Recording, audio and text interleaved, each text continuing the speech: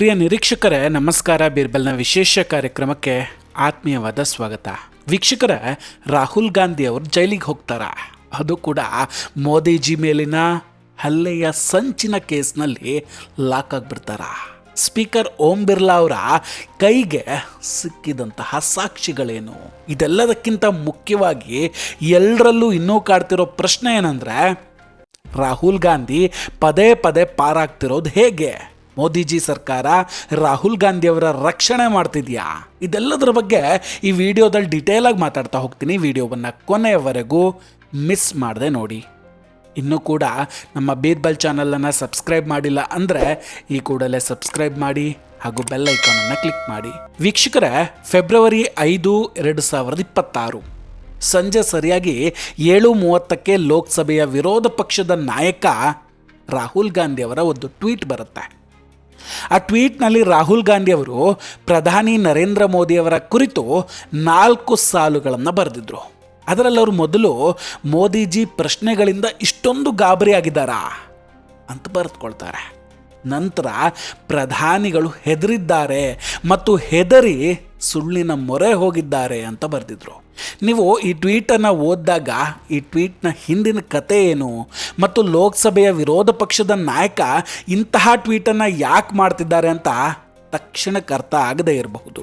ಆದರೆ ಇದರ ಹಿಂದಿನ ಅಸಲಿ ವಿಷಯ ನೋಡಿದಾಗ ಅಧಿಕಾರದಿಂದ ದೂರ ಇರುವ ವಿರೋಧ ಪಕ್ಷ ಈಗ ದೇಶದ ಅತ್ಯುನ್ನತ ಸಂಸ್ಥೆಯಾದ ಸಂಸತ್ತಿನೊಳಗೆ ಪಿತೂರಿ ಮತ್ತು ಸಂಚುಗಳ ಮೊರೆ ಹೋಗ್ತಾ ಇರೋದು ಎದ್ದು ಕಾಣಿಸ್ತಾ ಇದೆ.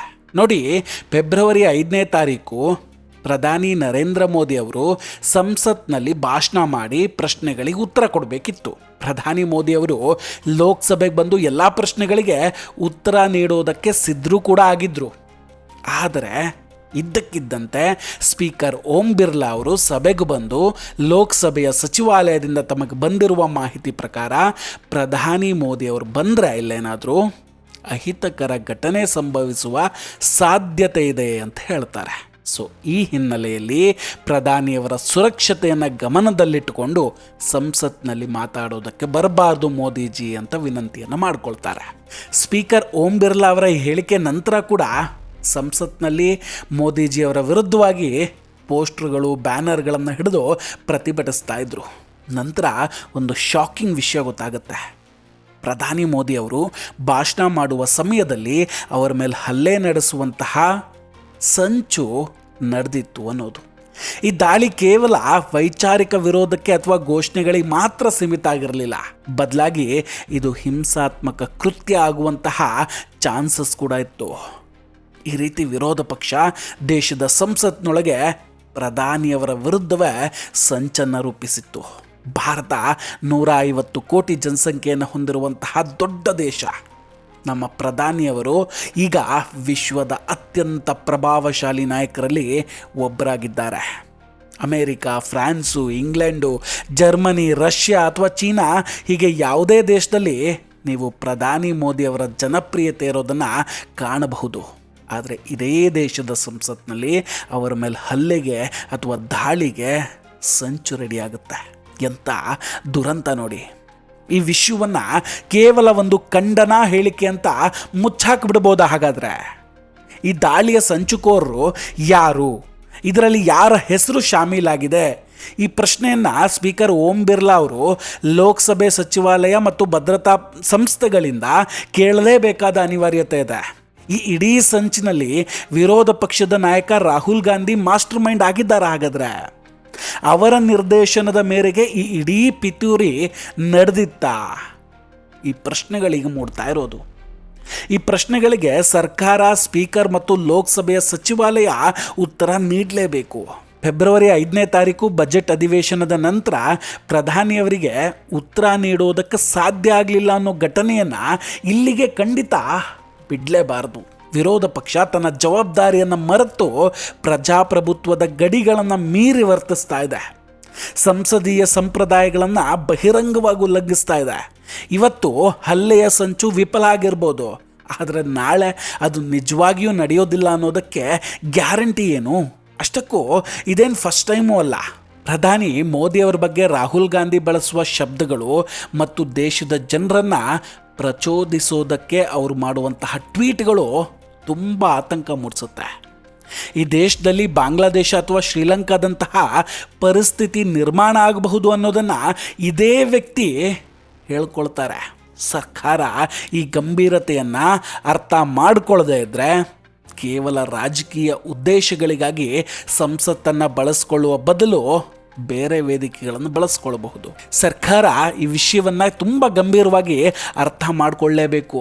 ನೋಡಿ, ಇಲ್ಲಿ ಇಡೀ ಘಟನೆಗಳಲ್ಲಿ ಸರ್ಕಾರದ ಮೃದು ಧೋರಣೆ ಎದ್ದು ಕಾಣ್ತಾ ಇದೆ.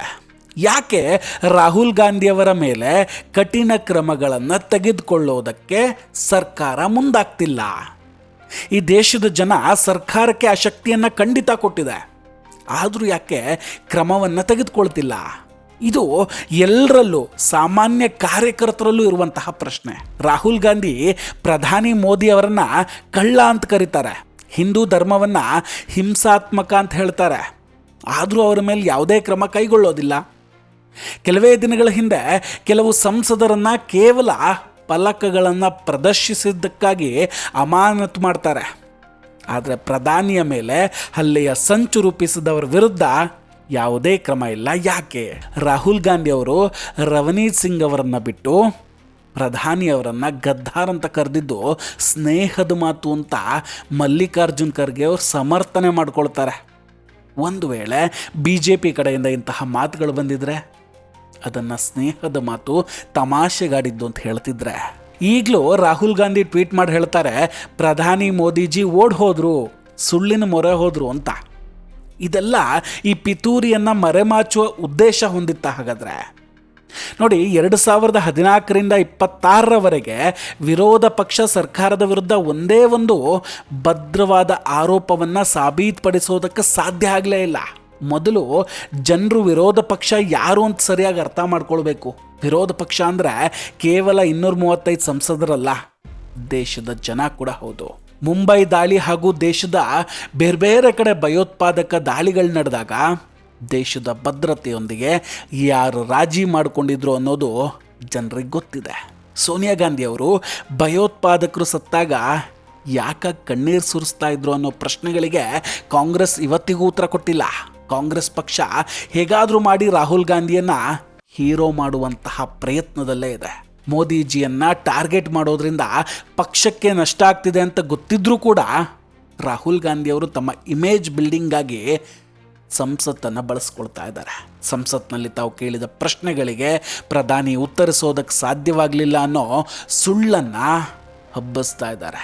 ಪ್ರಧಾನಿ ಮೋದಿಯವರು ಮಾತಾಡೋದಕ್ಕೆ ಬಂದಾಗ ಸಂಸತ್ತಲ್ಲಿ ಅವರನ್ನು ಟಾರ್ಗೆಟ್ ಮಾಡಿ ಅವರನ್ನು ಸುತ್ತುವರಿಬೇಕು ಅಂತ ತುಂಬ ಪ್ರಯತ್ನಗಳು ನಡೀತು. ಅದಕ್ಕಾಗಿ 10 ಸಂಸದರು ಅಮಾನತುಗೊಂಡರೂ ಕೂಡ ಅವ್ರಿಗೆ ಪರವಾಗಿರಲಿಲ್ಲ. ಆದರೆ ಅವ್ರು ಮಾತಾಡಬಾರ್ದು ಅನ್ನೋದು ಅವರ ಪ್ಲಾನ್ ಆಗಿತ್ತು. ಈ ಮಾಹಿತಿ ಸ್ಪೀಕರ್ ಮತ್ತು ಭದ್ರತಾ ಸಂಸ್ಥೆಗಳಿಗೆ ಗೊತ್ತಾಗಿತ್ತು. ದೇಶದ ಜವಾಬ್ದಾರಿಯುತ ನಾಗರಿಕರಾಗಿ ನಾವು ಈ ವಿಷಯವನ್ನು ಗಂಭೀರವಾಗಿ ಪರಿಗಣಿಸಲೇಬೇಕಾಗಿದೆ. ಈಗ ಪ್ರಧಾನಿಯವರ ಮೇಲೆ ಹಲ್ಲೆ ಮಾಡಲು ಸಂಚು ರೂಪಿಸಿದವರು ಯಾರೇ ಇರಲಿ, ಸಂಸತ್ತಿನ ಒಳಗಿದ್ದರೂ ಅಥವಾ ಭೂಮಿಯ ಅಡಿಯಲ್ಲಿದ್ದರೂ ಅವರನ್ನು ಹೊರತೆಗೆದು ಕ್ರಮ ತೆಗೆದುಕೊಳ್ಳಲೇಬೇಕು. ಭಾರತೀಯ ದಂಡ ಸಂಹಿತೆಯ ಸೆಕ್ಷನ್ 120B ಪ್ರಕಾರ ಸಂಚು ರೂಪಿಸೋದು ಅಪರಾಧ. ಅದು ಜೈಲು ಶಿಕ್ಷೆಗೆ ಅರ್ಹವಾದ ತಪ್ಪು. ಸಂಸತ್ತಿನ ಒಳಗೆ ಇಂತಹ ಪಿತೂರಿ ನಡೆದಿದ್ರೆ ಸಂಬಂಧಪಟ್ಟ ಸಂಸದರ ವಿರುದ್ಧ ಮತ್ತು ರಾಹುಲ್ ಗಾಂಧಿ ವಿರುದ್ಧ ಕ್ರಿಮಿನಲ್ ಪ್ರಕರಣ ದಾಖಲಿಸಲೇಬೇಕು, ಜೈಲಿಗೆ ಕಳಿಸಲೇಬೇಕು.